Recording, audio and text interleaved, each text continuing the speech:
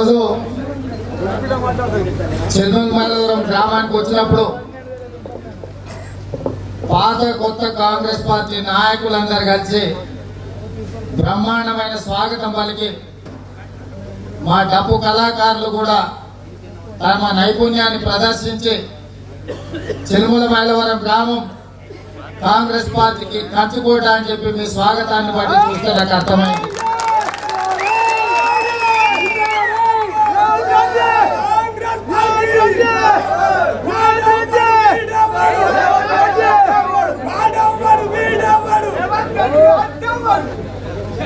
మిత్రులు, యువకులు, ఉత్సాహం డిసెంబర్ 7 తారీఖు వరకు దాచిపెట్టాలి.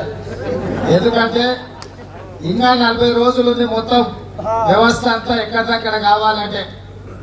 ఈ 40 రోజులు సోదరులను, యువకులను, ప్రధానంగా యువజన కాంగ్రెస్ మిత్రులను కాపలా గాయాలి కొడంగల్. ఎందుకంటే పట్నం దొంగలు కొంతమంది వస్తున్నారు. ఫామ్ హౌస్లు ఉండేది ఆయన చింతమడక చీటర్ కొన్ని మూటలు ఇచ్చిందంట. ఆ మూటలు తీసుకొచ్చి కొడంగల్ ఉన్న వాళ్ళని కొనుక్కుంటారట. నేను అడుగుతున్న ఈ తాండూరు సంత నుంచి వచ్చిన వాళ్ళని, మీలాగా కొడంగల్ బిడ్డలు అప్పుడు పోయేటోళ్ళు కాదు, ఏ సంత కంటే ఆ సంతకు పోయేటోళ్ళు కాదు. మాకు సొంతంగా ఆలోచన ఉంది. మాకు ఏది మంచో ఏది చెడో, ఏం పని చేస్తే మాకు ఇజ్జత్ ఉంటుందో, మా ఇజ్జత్ నిలబెట్టే పని ఏందో మా ప్రజలకు తెలుసు. ఇవాళ ఇజ్జత్ తక్కువ పని మాతో చేపించి ఆ ఊర్లో ఒకటి ఈ ఊర్లో ఒకటి మోపైందని తలమాసిన సన్నాసులు కొంతమంది అమ్ముడు పోయిందని చెప్పి మొత్తం కొడంగల్ని కొనుక్కుంటామని కొంతమంది బయలుదేరారు. కాబట్టి ఇవాళ యువకులారా, చదువుకున్న మిత్రులారా ఆలోచన చేయండి. ఇవాళ ఈ రాష్ట్రాన్ని చింతమడక చీటర్ మొత్తం నిండా ముంచే పని చేస్తున్నాడు. ఇవాళ చింతమడక ఆయనే రాష్ట్రాన్ని ఏలాలంట. ఇవాళ చింతమడక నుంచి వచ్చిన ఆయనే రాష్ట్రంలో నిర్ణయాలు చేయాలంట.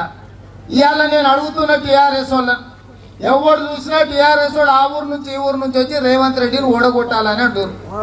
ఎందుకు ఓడగొట్టాలనే రేవంత్ రెడ్డి నేను ప్రెస్ వాళ్ళు అడిగితే, ఇగో మా సార్ అంతో ఇంతో సంపాదించుకుంటే తిడతాడా, లేకపోతే మా సార్ నువ్వు సన్నాసోడు అంటాడా, మా సార్ నువ్వు తాగుపోతాడు అంటాడా అని అడుగుతారు. తాగుపోతోని తాగుపోతానకపోతే ఏమనాలి మీరు చెప్పురు పోని, ఎవరికి వేరే ఏమన్నా?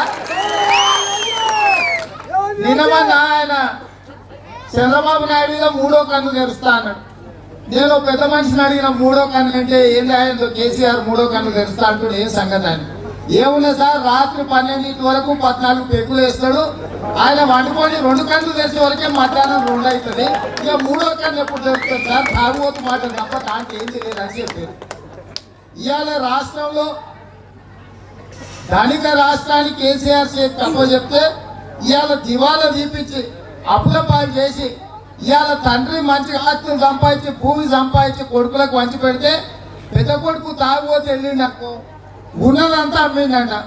ఇవాళ ఈ రాష్ట్రంలో కూడా కేసీఆర్ ముఖ్యమంత్రి ఆయనకి రాష్ట్రాన్ని తెగనపై పనిచేసిండు తప్ప పేదోళ్ళకి ఏమన్నా పనిచేసిండా? నేను ఇవాళ సిల్ములపై మిత్రులను అడుగుతున్నా, గతంలో కాంగ్రెస్ ఉన్నప్పుడు ఈ ఊళ్ళందరికీ ఇందిరా మిల్లు వచ్చినాయి కదా, ముసలమ్మకు ముసలి 1200 అంటే యువకుడు చెప్తున్నాడు, మిత్రుడు చెప్తున్నాడు. ఒక చిమ్మలపై 1200 కట్టనే తీసుకున్న వాళ్ళు మంచోళ్ళు చెడ్డోళ్ళు కూడా ఇచ్చారు, పోనీ బతకనీలే మనోళ్ళే అని. మరి కేసీఆర్ ముఖ్యమంత్రి అయ్యి 50 నెలలు అయింది, ఒక్కరికన్నా డబల్ బెడ్రూమ్ ఇల్లు వచ్చిందా? ముసలమ్మకు ముసలానికి ఇద్దరికి పింఛన్లు ఇస్తురా? రైతులకు ₹1,00,000 రుణమాఫీ మన పాస్ పుస్తకాలు మనకు వచ్చినాయా?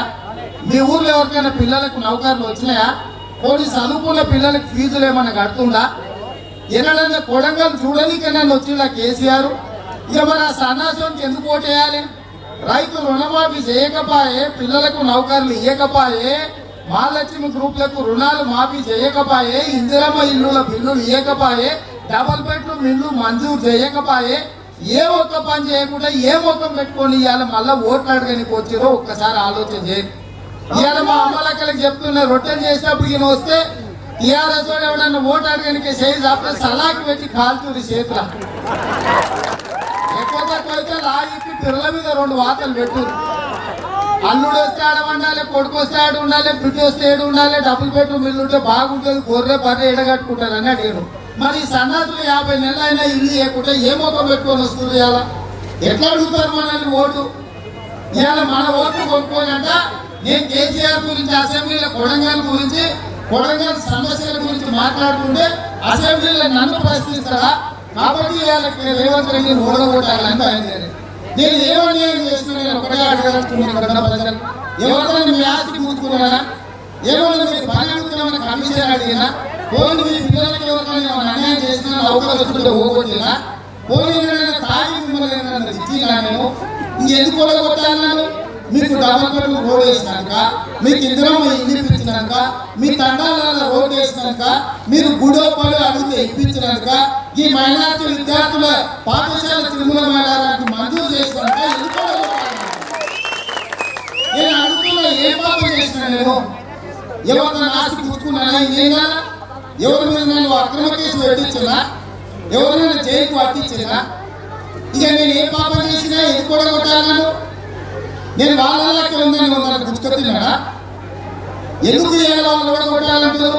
అసెంబ్లీలో రేవంత్ రెడ్డి వస్తే మా బతుకు బయట పెట్టాడు, మా బట్టలను బయట పెట్టాడు, మా దోపిడీని ప్రజలందరూ చెప్తాడు, మా బట్టలు ఇప్పటి బజార్ల నించో పెడతాడు. కాబట్టి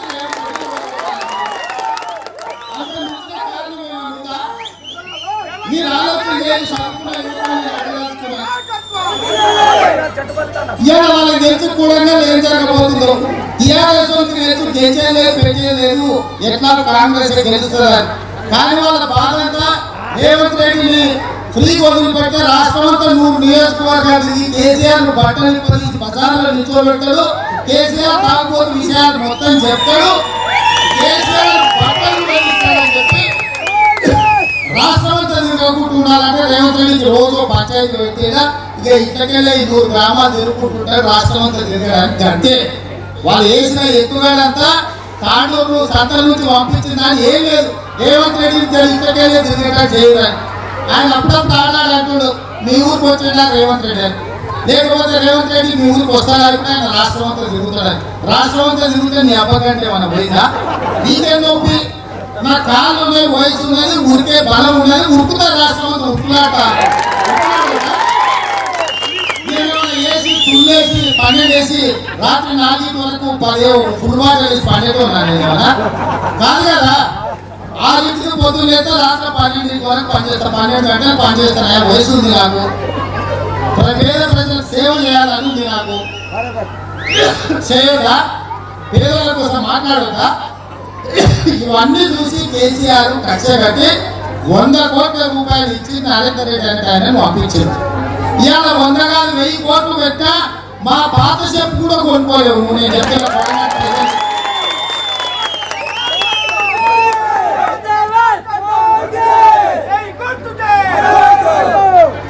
నువ్వు ఇచ్చే 1000 కోట్లు 100 కోట్లు మా కొడంగల్ పేద ప్రజల పాత షెప్తో సమానం. ఎవరు కావాలా? నీ పాపం సొమ్ము మాకు కావాలా? పాపం సొమ్ము తిన్నోడు ఎవడన్నా బాగుపడ్డా? నువ్వు తిన్నా మాత్రం బాగుపడతావా? కాబట్టి ఇవాళ మిత్రులారా నేను ఒకటే మాట చెప్పదలుచుకున్నా. ఇవన్నీ బాగానే ఉండే మరి కాంగ్రెస్ చూస్తే ఎట్లసారనే అనుమానం కూడా మీకు రావచ్చు. కాబట్టి ఇవాళ రైతులకు మాట చెప్పదలుచుకున్నా. బ్యాంకు 1 రూపాయి కూడా కట్టగలి 40 రోజులలో మన ప్రభుత్వం వస్తుంది. పేద రైతులకు 2 లక్షల రూపాయల రుణమాఫీ చేసే బాధ్యత, 2 లక్షల రుణమాఫీ చేసి మీకు పాస్ పుస్తకాలు మీకు 100 రోజుల్లో తెచ్చించే బాధ్యత కాంగ్రెస్ పార్టీ. అదే విధంగా ఆనాడు ఇందిరమ్మ ఇళ్ళ బిల్లు చెల్లించడమే కాకుండా కొత్తగా మీకు డబుల్ బెడ్రూమ్ ఇల్లు కట్టుకోవడానికి మంజూరైన ప్రతి వారికి 5 లక్షల రూపాయలు ఇల్లు కట్టుకోవడానికి ఉచితంగా ఇచ్చే బాధ్యత కాంగ్రెస్ పార్టీ. అదే కాదు, గతంలో ఒక్కరే ఇందిరమ్మ ఇల్లు మంజూరైన వాళ్ళకు 3 లక్షల రూపాయలు ఇంకో అర్థ కట్టుకోవడానికి కూడా కాంగ్రెస్ పార్టీ 3 లక్షల రూపాయల 2 అర్థకు కూడా పైసలు ఇస్తారు. ఇది కాకుండా మా మహాలక్ష్మి గ్రూపులు మా సోదరి మనకు దూరంగా కావాల్సి వస్తుంది. మహాలక్ష్మి గ్రూపులో ఒకప్పుడు కలకల రాగి వాళ్ళ దగ్గర 40 పైసలు సాయంత్రం అయితే ఆయన వస్తే ఏమన్నా 2 వేయాలంటే 10 పార్కు ఏమైనా ఇయ్యమ్మా అని అడుక్కున్నట్టు. ఇవాళ వాళ్ళని కూడా దివాళా చూపించిన కేసీఆర్ మహాలక్ష్మి గ్రూప్. అందుకే మా ఆడపిల్లలకు మహాలక్ష్మి గ్రూపులకు 1 లక్ష రూపాయలు రుణమాఫీ చేయడమే కాకుండా 10 లక్షల రూపాయలు మీకు రివాల్వింగ్ ఫండ్ ఇచ్చి మిమ్మల్ని లక్షాధికారులు చేసే బాధ్యత కాంగ్రెస్ పార్టీ. మీరు ఎవరిని అడగాల్సిన పని లేదు. అదేవిధంగా ముసలైన ఇద్దరికి ఆయన ఇందిరమ్మ రాజ్యంలో ముసలమ్మకు ముసలాయనకి ఇద్దరికి 2 నూర్లు పింఛన్ ఇచ్చారు 14 ఏళ్ల కింద. 2 నూర్లు తీసుకొని సంతకు వచ్చే సంచి నిండా సామాన్లు వచ్చేది. ఇవాళ సంచి నిండా రూపాయలు తీసుకోకపోతే కీసలో కూడా సామాన్లు తెచ్చే పరిస్థితి లేదు. కాబట్టి ఇవాళ రాష్ట్రంలో ఆదాయం పెరిగింది. పెన్షన్లు కూడా 65 ఏళ్ళు కాదు, ఇప్పుడు 58 ఏళ్ళు వచ్చిన వాళ్ళందరికీ పెన్షన్ ఇస్తాం. ముసలమ్మకు ముసలానికి ఇద్దరికి పెంచిస్తాం. 2,000 రూపాయలు పెన్షన్ ఇస్తాం. 1000 కాదు. కేసీఆర్ 1000 ఇస్తున్నా అంటున్నాడు కదా, సన్నోసోడా 1000కి ఏం వచ్చేటట్టు లేదు. ముసలమ్మకి ఇస్తే ముసలాయనకి ఇస్తలేవు, ముసలాయనకి ఇస్తే ముసలమ్మకి ఇస్తలేవు. కామన్నా నేను ఏర్పుమారాల మా వెంకటరావుని పిలిస్తే పోయినా, ముసలమ్మ వచ్చింది. అయ్యా నాకు ముందు పెన్షన్ వస్తుంది, ఇప్పుడు ఎందుకో బంద్ అయింది చూడాలి. ఎప్పుడు వాడు అడిగినా ఏమయ్యా ఎందుకు వస్తుంది, ఆయన కంప్యూటర్లో టికెట్ ఇక్కడ కొట్టి ముసలాయనకి ఇస్తున్నాను సార్, అందుకే ముసలమ్మకి ఇస్తారేమంటే ఇక నేను అదే మాట ముసలమ్మ చెప్పిన, అమ్మ మీ ఆయనకు వస్తుందంటే నీకు తీసేసి కేసీఆర్ అని. ఇక ఆ ముసలమ్మకి కొనుక్కుంటూ పోతుంది. ఆ ముసలోడు పోయేది ఎప్పుడో నాకు పింఛన్ వచ్చేది ఎప్పుడో అంటే 40-50 ఏళ్ళు కలిసి బతికిన భార్య భర్తల మధ్యలో పంచాయతీ పెట్టుకోండి తాగుపోతాడు అన్న ఏమన్నా. వాళ్ళ ఇంట్లో 5 మందికి ఉద్యోగాలు 30 లక్షల జీతం వస్తుంది.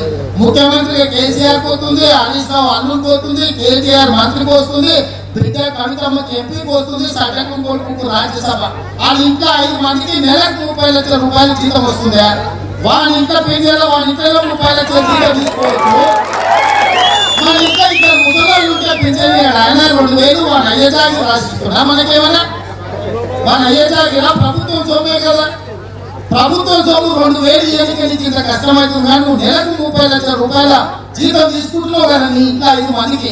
అందుకే ఇవాళ కాంగ్రెస్ పార్టీ పేదలకు ముసలమ్మకు ముసలానికి ఇద్దరికి 50 ఏళ్ళు నిండినైతే 4,000 రూపాయలు పింఛన్ ఇచ్చే బాధ్యత నాది. మీకు ఎంతమంది ముసలు ఉంటే ఎంతమందికి ఇస్తారు. 6 కిలోల బియ్యం ఉచితంగా ఇస్తాం మనిషికి. సంవత్సరానికి 6 సిలిండర్లు ఉచితంగా ఇస్తాం. బియ్యం నేనేసి సిలిండర్ నేనేసి 4,000 రూపాయలు పింఛన్ నేనేసి ఇక అరుగు మీద కాలు వేసుకొని ముసలమ్మ ముసలాన్ని ఏది పోవాల్సిన పని లేదు. కొడుకులో కోడలు అల్లులో బిడ్డలు అడుక్కునే పని లేదు. అంతో ఇంతో నక్కలైతే మళ్ళీ నీ దగ్గరకు వచ్చే కోడలు అడగాల్సింది తప్ప మీరు ఎక్కువ దగ్గర చేయి ఆపాల్సిన పని లేదు. అందుకే ఇవన్నీ చేయాలంటే మరి మీరు ఒక్క పని చేయాలి. ఏం పని చేయాలి? కరెక్ట్ సోదరుడు చెప్పాడు. నేను మిమ్మల్ని పైసలు అడుగుతలేను, ఒక్క ఓటు అడుగుతున్నా. ఒక్క ఓటు మీరు ఇవ్వండి. 5 ఏళ్ళు మిమ్మల్ని కంటికి రెక్కలాగా కాపాడుకునే బాధ్యత నాది. కాంగ్రెస్ పార్టీ వేస్తారా? కాంగ్రెస్ ఓటు వేస్తారు కదా. చదువుకున్న విద్యార్థులకు కూడా పైన కూడా చదువుకున్న పిల్లలు పడేవాళ్ళే. 100 రోజుల్లో 1,00,000 ఉద్యోగాలకు నోటిఫికేషన్లు ఇచ్చే బాధ్యత మాది. నిరుద్యోగ యువత కూడా నౌకర్ రాలేదని పెళ్లిళ్ళు చేసుకోకుంటున్న యువకులారా, మీకు పెళ్లి కావాలంటే కాంగ్రెస్ పార్టీ ఓటు 5 ఏళ్ల నుంచి నౌకర్లన్నీ ఖాళీలు పెట్టిండు. ఇక మా పిల్లగాడు రాస్తాడు, పోలీస్ అవుతాడు, మా పిల్లగాడు పరీక్ష రాస్తాడు, పంతులు అవుతాడు అని చెప్పి తల్లిదండ్రులు పెళ్లి చేయకుండా అట్లే ఉంటే బెండకాయ ముదుట పిల్లగాడు ముదుట బెండకాయ ముదుట మొండలించమంటారు, పిల్లగాడు ముదుట పెళ్లి అంటారు. మరి ఇన్ని సమస్యలకు పరిష్కారాలు కావాలంటే 1,00,000 ఉద్యోగాలు రావాలంటే ఒకరి ఉద్యోగం పోవాలి. ఎవరి ఉద్యోగం? కేసీఆర్ ఉద్యోగం ఊడగొట్టే 1,00,000 ఉద్యోగాలు వస్తాయి. మరి ఊడగొట్టమా? మాటిస్తురా? అందరు కూడా మాట ఇచ్చినట్టే కదా. సిరుల మైదాన మొత్తం ఒకరికి కావాలి. కేసీఆర్ కు కన్ను కాచి వాత పెట్టాలి, కార్మికులకు టైర్లను గాలి తీయాలి. సరేనా? మాట ఇస్తుంది కదా. ఇక నేను ధైర్యంగా పోవచ్చు కదా. నాకు ఇంకొకటి కూడా ఇక్కడ ఉన్న యువకుల మిత్రులారా, రాష్ట్రం అంతా ఇదే బాధ్యత ఉంది. నేను మిమ్మల్ని అడిగేది ఒకటే, ఇవాళ నేను రాష్ట్రంలో 100 నియోజకవర్గానికి కాంగ్రెస్ పార్టీని గెలిపించాలన్నా 100 గ్రామాలు కొడంగల్ తిరగాల. మీరు ఆలోచన చేయండి. మీరు నిజమంటే ఇదే తిరుగుతాయి, ఇదే వండుకుంటా. నాకే పని శక్తిలో వండుకోండి, శక్తిలో వండుకుంటే అగ్ని మీద వండుకోండి, అగ్ని మీద వండుకుంటా. మసీద్ కాడ అయితే మసీద్ కాడ వండుకుంటా, మందిరం కాడ అయితే మందిరం కాడ వండుకుంటా. నాకేంది? నాకేమన్నా పరుపు లేదు, మెత్త కావాలంటే అరుగులా పండుకుంటా. నేను వయసుకి మీకోసం పనిచేసే ఓపిక ఉంది. కానీ ఇలా నా భుజాల మీద రాహుల్ గాంధీ గారు బాధ్యత పెట్టిండు. ఈ రాష్ట్ర పార్టీ కార్యనిర్వాహక అధ్యక్షుడు చేసిండు.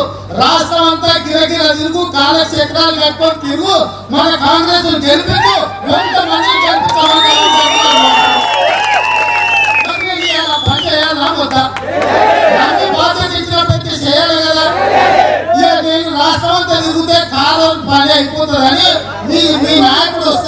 కారుకూతలు కూస్తారు. ఈ కారోడు వచ్చి కారుకూతలు వినకండి, మంచి పని చేద్దాం. ఇవాళ ఇతర పని చేద్దాం. రాష్ట్రంలో ఎక్కడ పోయినా కొడంగల్ పేరు తట్టుకుంటారు. అవునా? తాండూరుకు పరిధికి పట్నం ఏడిపోయినా అయితే ఏ ఊరేమిందంటే కొడంగల్ అని ఇజ్జత్ ఇస్తున్నారు కదా. ఇవాళ ఇచ్చే ఇజ్జత్ ఉడవి కాదని చూస్తుండే కేసీఆర్. ఈ చింతమాడిక చీటర్ మాటలు నమ్మకండి.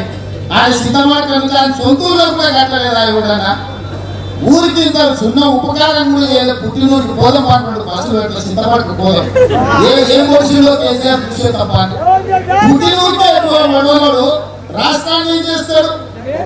కాబట్టి సోదరులారా, మీరందరూ మనమందరం కాంగ్రెస్ పార్టీకి అండగా నిలబడతాం. ఇందిరమ్మ రాజ్యం తెచ్చుకుందాం. ఇందిరమ్మ రాజ్యం తెచ్చుకుంటే 2 లక్షల రూపాయల రైతు రుణమాఫీ జరుగుతుంది. మహాలక్ష్మి గ్రూపులకు 1 లక్ష రూపాయల రుణమాఫీ జరుగుతుంది. ముసలమ్మకు ముసలాయనకు 4,000 రూపాయల పింఛన్ వస్తుంది.